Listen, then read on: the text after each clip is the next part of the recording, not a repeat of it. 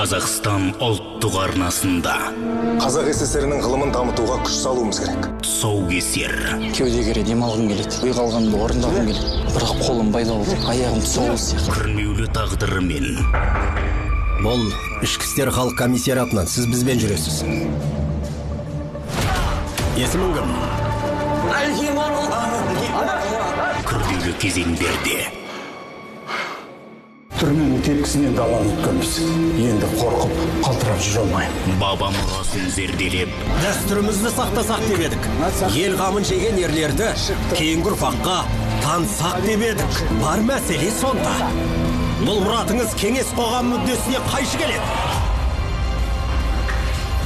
дала сырын ашқан Әлкей Марғұланның ғұлама ғұмыры. 7-8 қаңтар 20:00-де.